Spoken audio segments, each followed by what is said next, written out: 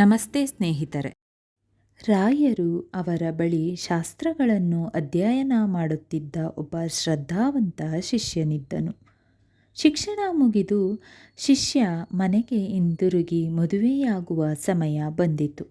ಮಾತೆಯ ಮುಖ್ಯಸ್ಥನಾಗಿ ರಾಯರು ಈ ಶಿಷ್ಯನನ್ನು ಆಶೀರ್ವದಿಸಿ ಅವನಿಗೆ ಸ್ವಲ್ಪ ಹಣವನ್ನು ನೀಡಬೇಕಾಗಿತ್ತು. ಇದರಿಂದ ಅವನು ಗೃಹಸ್ಥನಾಗಿ ಜೀವನವನ್ನು ಪ್ರಾರಂಭಿಸಬಹುದು. ಈ ಸಂದರ್ಭದಲ್ಲಿ ಶಿಷ್ಯನು ತುಂಬ ಬಡ ಕುಟುಂಬದಿಂದ ಬಂದಿದ್ದರಿಂದ ಅದು ಇನ್ನೂ ಹೆಚ್ಚು ಅನಿವಾರ್ಯವಾಗಿತ್ತು. ಆದಾಗ್ಯೂ ರಾಯರು ಸ್ನಾನಕ್ಕಾಗಿ ನದಿಗೆ ಹೋಗುವ ದಾರಿಯಲ್ಲಿದ್ದಾಗ ಮತ್ತು ಅವನಿಗೆ ನೀಡಲು ಏನೂ ಇಲ್ಲದಿದ್ದಾಗ ಅವರು ವಿದಾಯ ಹೇಳಲು ಆಯ್ಕೆ ಮಾಡಿಕೊಂಡರು. ರಾಯರು ಇದನ್ನು ವ್ಯಕ್ತಪಡಿಸಿದಾಗ ಶಿಷ್ಯನು ತಕ್ಷಣವೇ, ನಿನ್ನ ಒಂದು ಇಡೀ ಮಣ್ಣು ಕೂಡ ಚಿನ್ನದಿಂದ ತುಂಬಿದ ಚಿನ್ನಕ್ಕಿಂತ ಹೆಚ್ಚು ಅಮೂಲ್ಯ ಎಂದು ಉತ್ತರಿಸಿದನು. ರಾಯರು ಅವರ ಭಕ್ತಿಗೆ ಮೆಚ್ಚಿ ಅದಕ್ಕೆ ತಕ್ಕಂತೆ ನೆಲದಿಂದ ಒಂದು ಇಡೀ ಮಣ್ಣನ್ನು ತೆಗೆದು ಶಿಷ್ಯನಿಗೆ ಕೊಟ್ಟರು.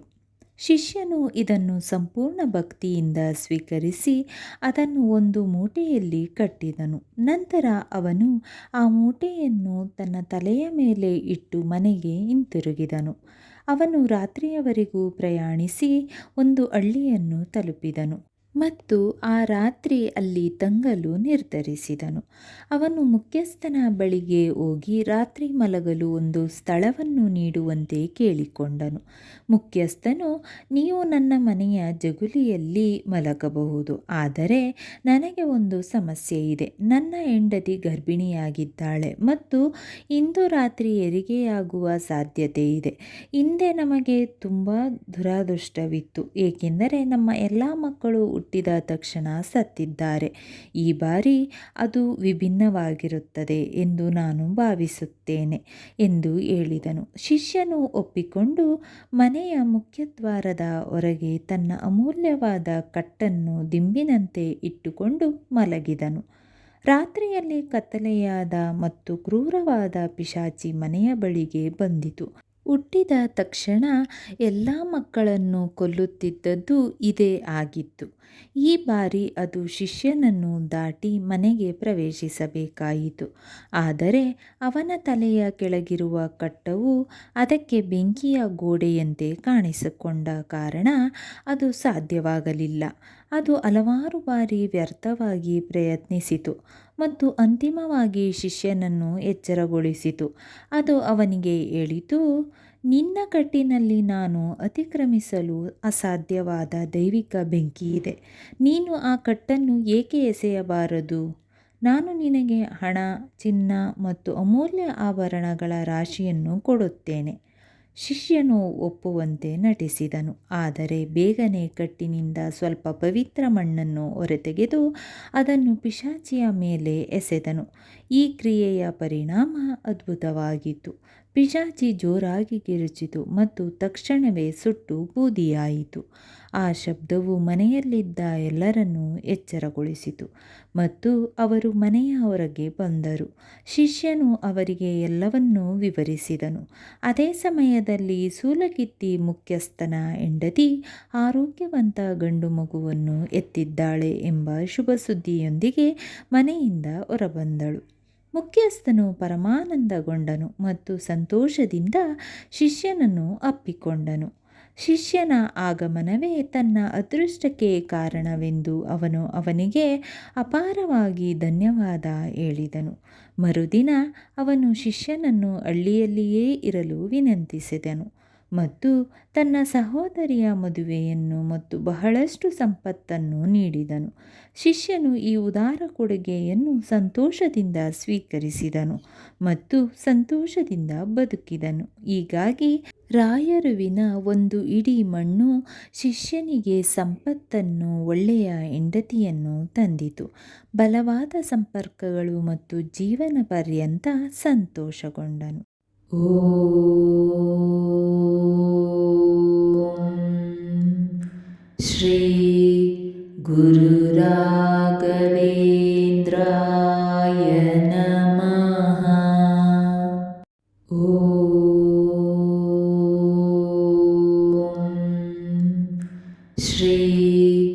गुरुराघवेन्द्राय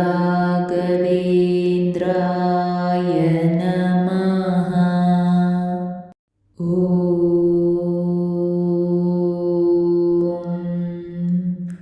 श्री गुरुराघवेन्द्राय नमः। ॐ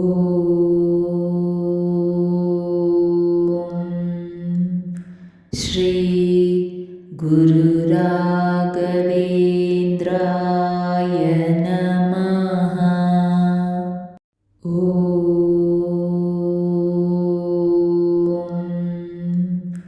श्री गुरुराघवेन्द्राय नमः। ॐ श्री गुरुराघवेन्द्राय नमः। ॐ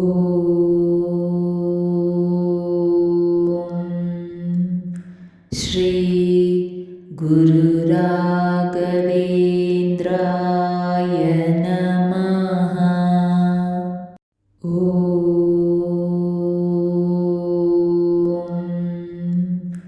ಶ್ರೀ ಗುರುರಾಘವೇಂದ್ರಾಯ ನಮಃ. ಓಂ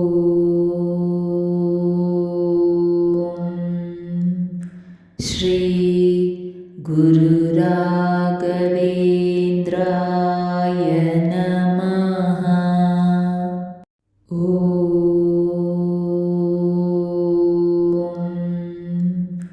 ಶ್ರೀ ಗುರುರಾಘವೇಂದ್ರಾಯ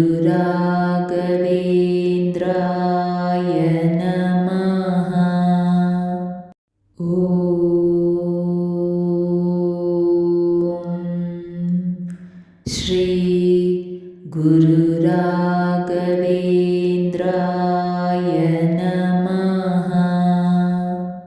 ಓಂ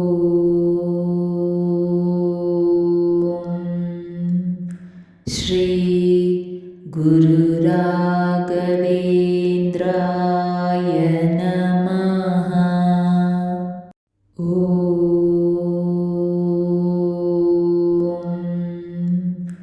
ಶ್ರೀ ಗುರುರಾಘವೇಂದ್ರಾಯ ನಮಃ. ಓಂ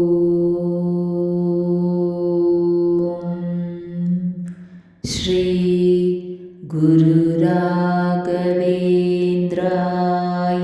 ನಮಃ. ಸ್ನೇಹಿತರೆ, ಈ ವಿಡಿಯೋ ಇಷ್ಟವಾದಲ್ಲಿ ಲೈಕ್, ಶೇರ್ ಆ್ಯಂಡ್ ಕಾಮೆಂಟ್ ಮಾಡಿ. ಮುಂದಿನ ವಿಡಿಯೋಸ್ಗಳಿಗಾಗಿ ಚಾನಲ್ ಅನ್ನು ಸಬ್ಸ್ಕ್ರೈಬ್ ಮಾಡಿ. ಧನ್ಯವಾದಗಳು.